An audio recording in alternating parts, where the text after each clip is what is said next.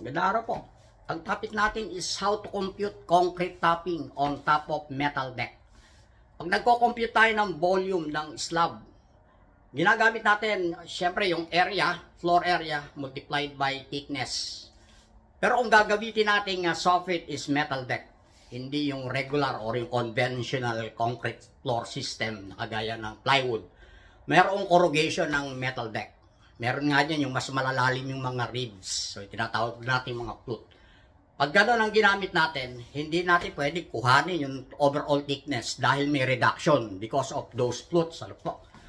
Dahil maraming different, sinasabi natin, models or profiles na ginawa ng mga different manufacturers, especially mga panahon na to, marami na. No? Each different profile has corresponding coefficient na gagamitin natin or yung effective thickness para makuha natin ang volume. Especially do sa mga estimator. Kung hindi pa nyo na-experience mag-estimate ng concrete topping using metal deck, sasabihin natin paano kung malalaman ang thickness niyan dahil may corrugation nga siya sa ilalim. Yun yung i-explain natin. Ang magiging reference natin dito, nagamit ko from the past. Yun ang i-share ko sa inyo. So, basahin muna natin no, sa introduction. Sabi ko, metal deck or steel deck profile varies depend on every manufacturer design to utilize as part of concrete slab system or other term as composite floor. Bakit natin sinabing composite? Kasi metal deck, sabi ko nga, in-explain ko, ang metal deck is, we are using it as part of the system dahil lalo-lalo daw sa ilalim, ano, yung bending.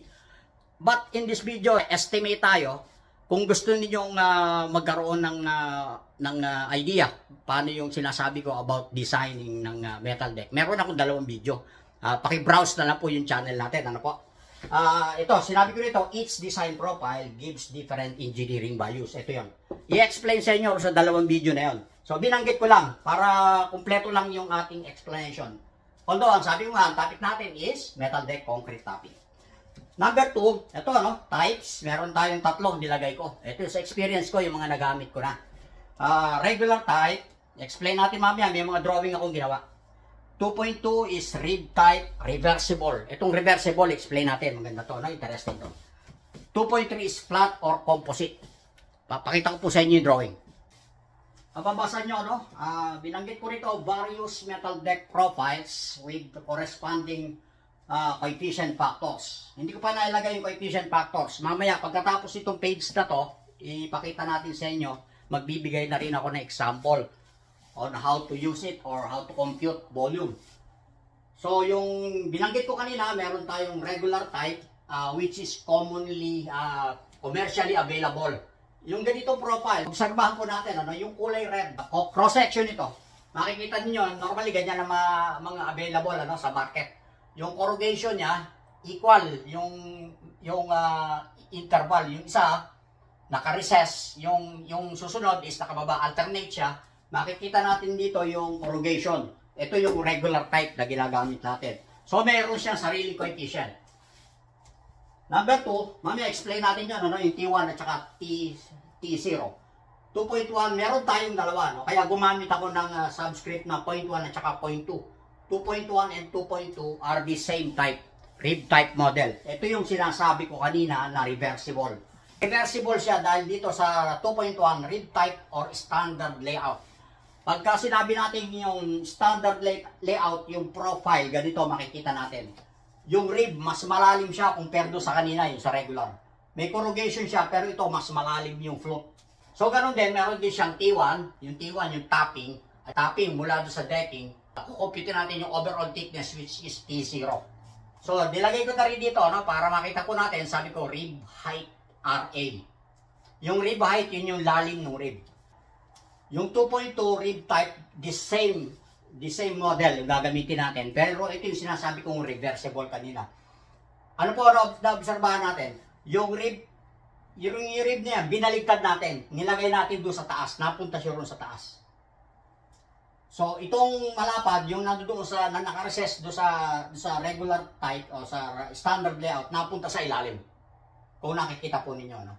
So, itong dalawa na to, although we are using the same model, pag ginamit natin itong standard layout, ang coefficient nito is different from this one. Dahil magko-consume ito ng mas maraming volume of concrete. Dahil yung mas malapad na rib na punta sa ilalim. Actually, yung rib niya talaga, yung float nandoon sa taas. Kaya kung mapapansin niyo physically, kung i-observe niyo mas maraming ni-require na concrete dito sa number 2.2. Yun yung in-explain ko kanina na reversible. The same model yung ginamit nating steel deck or metal deck. Pero dahil binaligtad natin, it will consume more concrete. Kailangan sa estimator, maintindihan po natin yun, maging malinaw sa atin. Nakalagay naman sa plano yan, nilalagay yan or ini-specify yan ng mga designer. Kaya nilagay ko rito, sabi ko rito, note, para dito sa 2.1 and 2.2, rib type coefficient factor change. Ito po, depending on standard or inverted. Whether standard or inverted, nababago siya, napapalitan yung coefficient factor. Check manufacturers. Kung minsan may mga manufacturer yung manufacturer catalog, nilalagay nila rin yung coefficient.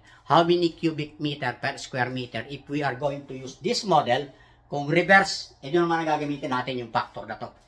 So, tuloy natin, yung pangatlo, yung sinabi ko rito, flat or composite. Although, lahat naman yan, composite. But, sinabi ko rito, flat type. Yung mga flat type, meron din siyang corrugation pero negligible. Meron siyang maliliit na corrugation para parang magkaroon lang ng bonding doon sa concrete, kaya naglalagay sila. And then, kung mapapasin ninyo ito, yan para sa shear yan, part na rin ng system. Kung gagamit tayo ng flat, ito yung explain ko, pwede na natin gamitin yung overall thickness. Parang nag-compute tayo ng regular or conventional concrete slab system. So, TO, wala na siyang T1 na kagaya nito. Kung napansin niyo yung regular type, may T1, may T1, may T1. So, dito, TO lang, yung total or yung gross height ng slab gagamitin natin, multiply by area, makukuha na natin yung volume.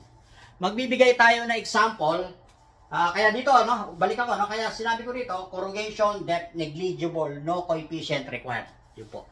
So, magbibigay tayo ng example.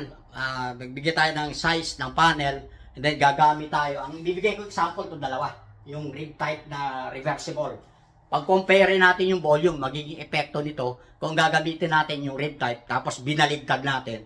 Ano magiging volume difference pag binaligtad natin yung metal deck.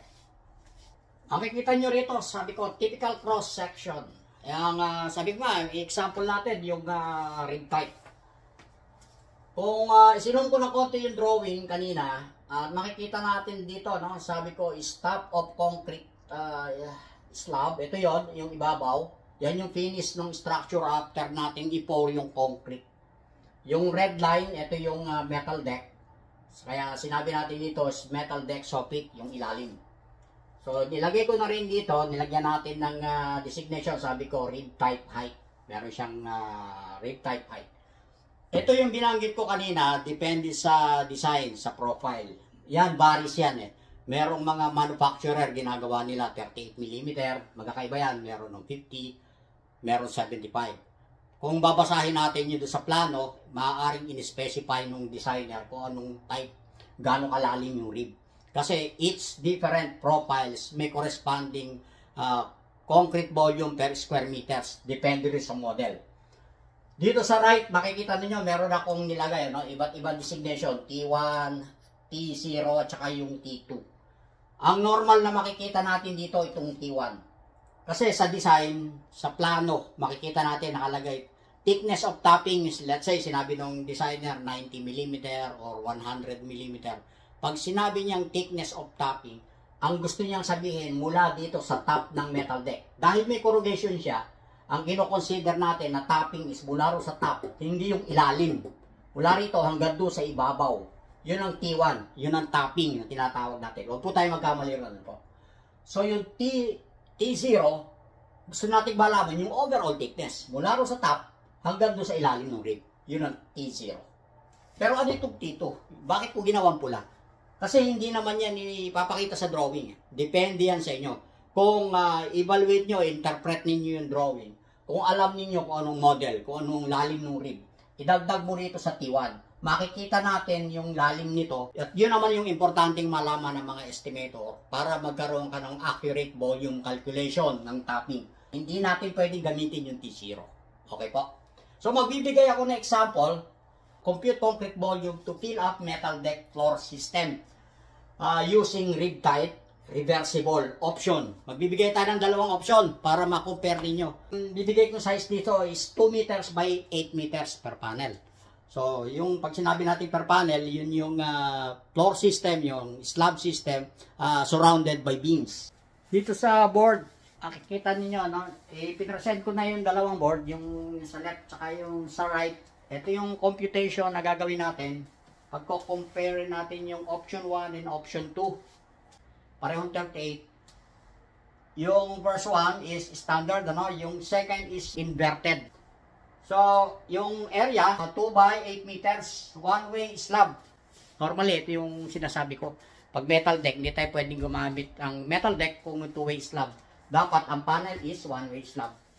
Yung sinasabi natin sa design, kung papanoorin nyo yun. So, ang dimension ng isang panel, yung perimeter, sabi ko nga, beam, 8 meters by 2 meters. Total thickness, yung TO, yung kanina, 125 mm, yun yung overall thickness. Mula ron sa bottom, nung soffit, nung rib, hanggang doon sa top nung slab is 125 mm. Overall thickness. Use metal deck 38 mm rib. Ito yung example. Very straightforward. Dali lang po. The dimension, yung area, 2 by 8 multiplied by 0.102. Para doon sa standard layout, ito yung coefficient na sinasabi ko. Ang nakuha ko is 1.63 cubic meter per panel. 1.63 cubic meter. But kung babalik ka rin natin, yung profile, gagawin natin inverted. The same, 38, inverted nga lang siya. Ang magiging coefficient is 0.112. Mas malaki yung factor niya. So, ang nakuha nating volume per panel, compare natin yung dalawa, 1.63 against 1.79. So, makikita natin yung difference. Dito sa left, pakita ko muna, no? Meron akong ginawa rito. Ito yung sinulat ko na lang. Yung rib height, mamimili tayo rito. Kunyari, 38 mm yung in-example natin. Yung isa standard. And then yung other one is 38 also, but inverted. Ito yung mga coefficient, yung red. Yun yung pinick up natin. Dito galing yon, yung nilagay ko dyan. So, overall thickness, sabi ko, millimeter in millimeter, TO. Depende, kung ang thickness is 75, yung overall, may mga corresponding coefficient factor. But since ginamit natin is 125, dito tayo pipili. Dahil 38, dito yung dalawa. 125 overall thickness, 0.102 para doon sa standard, yun. And then yung isa naman, yung inverted, 0.112 ginamit natin. So, limited itong binigay ko. Pero meron akong ilalagay ko na lang dyan. Ipopost ko rito yung kumpleto. Pati doon sa regular metal decking. Kasi ito for rib type alone. Ano po? Meron ako rito yung hindi rib type, yung regular. In example ko kanina sa nung nagsimula tayo. So, makikita natin dito, no? Ang difference dito, yung dalawa, is let's say, pag subtractin mo, 1.79 minus 1.63, ang difference nitong dalawa, is 0.16 cubic meter per panel. 0.16. Let's say, hindi naman isang panel na sa isang flooring, marami. Let's say 20 panels per floor. Multiply by 0.16. Nakita mo difference, 3.2 cubic meter. Kaya kino-consider natin yon. Kaya sabi ko, sa mga estimator, importante malaman natin, basahin nyo mabuti yung nakasulat doon sa plano, kung anong klaseng, gaano kalalim yung rib, kung rib type ang ginamit niya, kung hindi ba siya inverted, or baka yung standard layout lang. Especially kung bidding, kailangan malaman natin para yung estimate natin, yung material take-off is accurate. Yun po, sana nagustuhan niyo yung topic at alam ko may nagtanong sa akin ito, kaya naisip kong i-discuss. Kung may mga question, tanong lang po, ilagay niyo sa mag-message kayo at pilitin natin masagot. Salamat. God bless.